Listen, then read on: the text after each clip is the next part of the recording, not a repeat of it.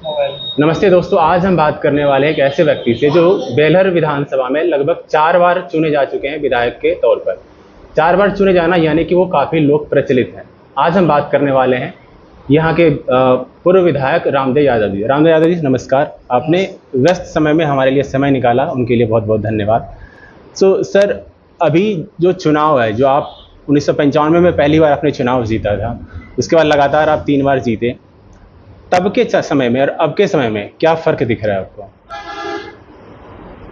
नहीं, देखिए, काफ़ी पहले और अभी के माहौल में जी, काफ़ी अंतर लोगों में है। और 1995 में जब मैं पहली बार यहाँ से चुनाव लड़ा जी, तो काफ़ी लोगों में उत्साह था और उसका परिणाम हुआ कि भारी मतों से हम जीत करके आए और जीतने के बाद लगातार बेलहर विधानसभा क्षेत्र के विकास के कार्यों को हम अंजाम देने का काम। जी, आपको मैं बताऊं, इसी बेलहर की धरती पर आपका जहां गांव है, घर है, हमारा भी उधर ही है, उसी पंचायत में है जी, जाने का नदी में पुल नहीं था। जी, पहली बार मैंने खूंटा ठोका और बेलहरनी नदी में पुल बनाने का जी, काम शुरू किया। फिर बिजली के क्षेत्र में बेलहर से लेकर पश्चिमी इलाके में जी, बिजली का खंभा जीर्ण शीर्ण था, उसको बेलहर से अंतिम लक्ष्मीपुर बॉर्डर खसिया गांव तक जी, और उधर के इलाकों में गांव-गांव में बिजली पहुंचाने का काम किया। इसके अलावे सुइया क्षेत्र में, फुली डूंगर के क्षेत्र में सभी जगह पुल, पुलिया, सड़क, बिजली, पानी, सारे चीज़ की व्यवस्था मैंने किया और इसका परिणाम हुआ कि दूसरे बार भी जी, हमने हैट्रिक लगाया। फिर तीसरे बार भी हमने हैट्रिक लगाया और फिर उपचुनाव में भी हमने हैट्रिक लगाया। तो लोगों में एक विश्वास है, आम जनता में विश्वास है। और आज भी मैं 1 बरस इसका उपचुनाव का छोड़ दीजिए, जी, 2019 का। हाँ 19 का, तो लगभग 19 वर्षों से जी, मैं विधायक नहीं हूँ। 1 साल छोड़ दीजिए 19 का। इसके बाद भी बड़ी संख्या में जो हमारे कार्यकर्ता हैं, जो हमारे समर्थक हैं, जो आरजेडी का धरातल है, वह बिल्कुल ही मजबूत है। और इस बार जो चुनाव होने जा रहा है, जी, इसमें हमारे कार्यकर्ता काफ़ी एक्टिव हैं और इस बार सबसे ज़्यादा जी, हमारे प्रति सहानुभूति है लोगों का और भारी मतों से जिताने का आम जनता और कार्यकर्ता ने हमें आश्वासन दिया है।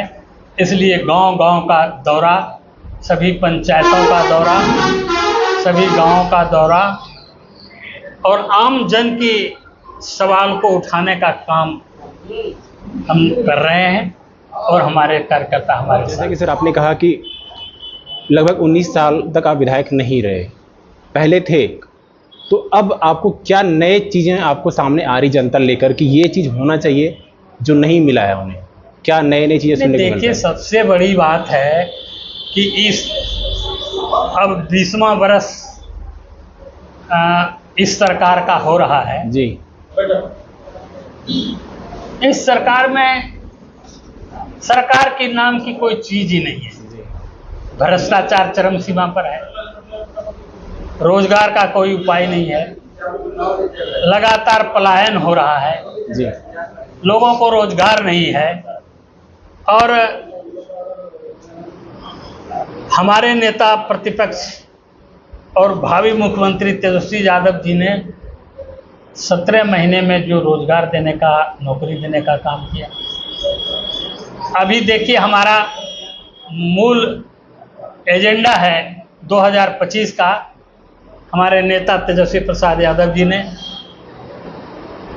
माई बहन योजना के लिए 2500 रुपया जी, 400 रुपया जो वृद्धा पेंशन, विकलांग पेंशन, तमाम तरह के जो 400 रुपये का कैटेगरी था उसको बढ़ा करके 1500 रुपया,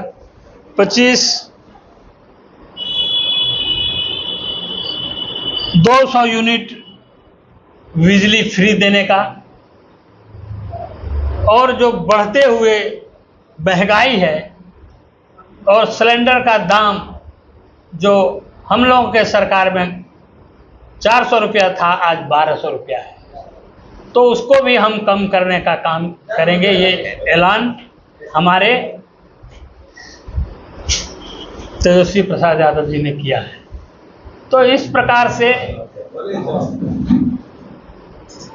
बड़े पैमाने पर बिहार विधानसभा का जो चुनाव होने वाला है उसमें तेजस्वी यादव के प्रति काफ़ी लहर है और आम जन इस सरकार से निजात लेना चाहती है। अभी भी एक गांव के लोग यहाँ अभी आए थे,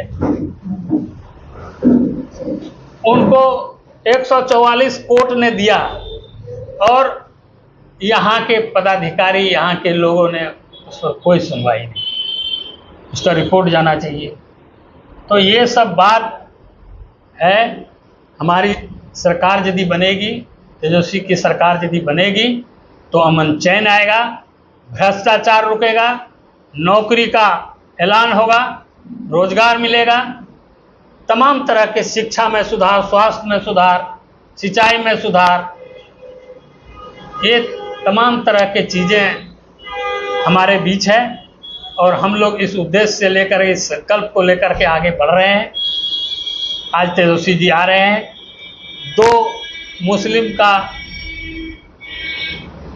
निर्मम दुर्घटना में उनकी मृत्यु हो गई सुइया में, अफजल और एक और आदमी का, उसको देखने आ रहे हैं। और हमारे साथ यहाँ जो लोग हैं उन सब लोगों के इंतज़ार में हम लोग हैं। सर ये अपने माई बहन योजना और गैस सिलेंडर की कीमतें की दाम बढ़ चुकी है, अन्य योजना, ये राज्य स्तरीय बात आपने किया जो आम लोगों को मिलेगा, जो पूरे राज्य के लिए होगा। चूँकि आप एक, हम बात कर रहे हैं नहीं, ये बिहार के लिए, हाँ राज्य स्तरीय बिहार की बात कर रहे हैं। हम बेलहर विधानसभा के लोगों की बात करना चाह रहे हैं कि आप उनके लिए उनकी क्या शिकायतें आपके पास आ रही है कि जो वो आपसे उम्मीद किया कर रहे हैं।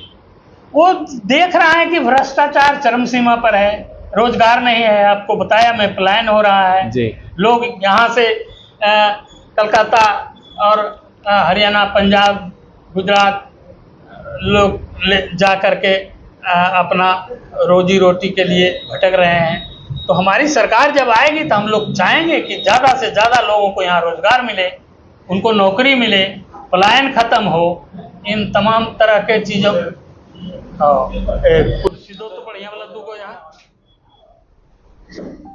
तो नहीं, और कुर्सी दो तो चौका वाला कुर्सी सब है, वैसे निकाल। दोस्तों सबसे पहले तो मैं माफ़ी चाहूँगा कि मैं रामदेव यादव जी का पूरा इंटरव्यू आपको नहीं दिखा सका, क्योंकि जैसा कि आपने इंटरव्यू के दौरान आपने सुना था रामदेव यादव जी के मुख से कि आज इस रोड से होकर तेजस्वी यादव जी की गाड़ियाँ गुजर रही है। तो जैसे ही हम हमने उनका 10 मिनट इंटरव्यू किया, तभी उन्हें सूचना मिली कि यादव जी का, यानी कि तेजस्वी यादव जी का गाड़ी इधर से गुजरने वाली है। तो वो लोग उनके स्वागत के लिए या अन्य तैयारियों में व्यस्त हो गए, जिस वजह से हमारी इंटरव्यू अधूरी रह गई। इस वजह से हमें इंटरव्यू मात्र 10 मिनट में ख़त्म करना पड़ा। उसके लिए मैं माफ़ी चाहता हूं दोबारा।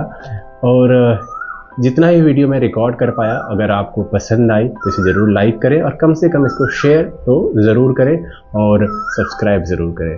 धन्यवाद।